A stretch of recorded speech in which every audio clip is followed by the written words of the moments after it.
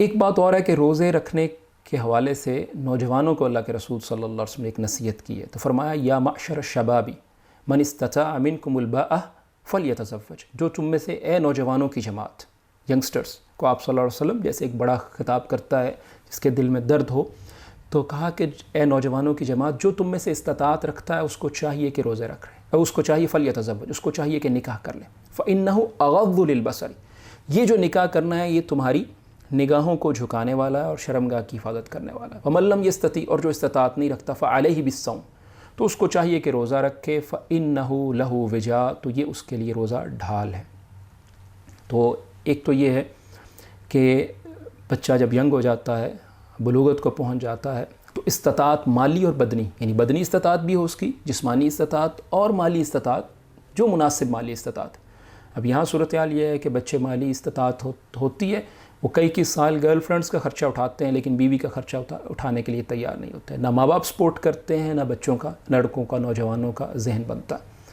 تو اب یہ آپ یہ دیکھیے کہ اللہ کے رسول صلی اللہ علیہ وسلم اس بارے میں بڑی تربیت کرتی کہ پہلے تو آپ صلی اللہ علیہ وسلم نے فوری طور پر نکاح کی طرف توجہ دلائی، کیونکہ یہ انسانی جو اللہ تعالیٰ نے انسان کے ساتھ جیسے پیٹ کی ضروریات رکھی، اسی طرح یہ ضروریات بھی اللہ تعالیٰ نے رکھی ہے. تو اللہ کے رسول صلی اللہ علیہ وسلم اس بارے میں بڑی رہنمائی کرتی کہ جب آپ نکاح کر لیں گے تو یہ آپ کی نکاح جو ہے یہ آپ کی نظروں کو بھی جھکائے گا اور آپ کی شرمگاہ کی حفاظت اتنی اہم ہے کہ آپ یہ دیکھیے کہ اسلام نے کیا سزا مقرر کی.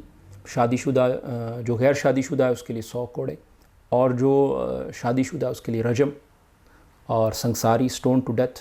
تو اتنی بڑی سزا سے بچانے کے لیے اللہ کے رسول صلی اللہ علیہ وسلم نے یہ تربیت کی ہے. تو یہ جو ہے اس بات کو معمولی خیال نہیں کرنا چاہیے. اور اگر کہا کہ ایسا نہیں کر پا رہے تو پھر روزے رکھو. پھر یہ نہیں کہا کہ آپ جو ہے بے حیائی کے ناول پڑھو یا بے حیائی کی ویب سائٹس پر جاؤ یا بے حیائی کی فلمیں دیکھو، اور نہ اللہ کے رسول صلی اللہ علیہ وسلم یہ بات کہہ سکتے ہیں، لیکن معاشرہ جو ہے وہ اس طرف جاتا ہے. تو اللہ کے رسول صلی اللہ علیہ وسلم نے اس کا جو بہترین حل بتایا کہ فعلیہ بالصوم، اس کو چاہیے کہ روزہ رکھے. تو یہ روزہ جو ہے اس ڈھال بنے گا کس سے؟ برائی سے بچنے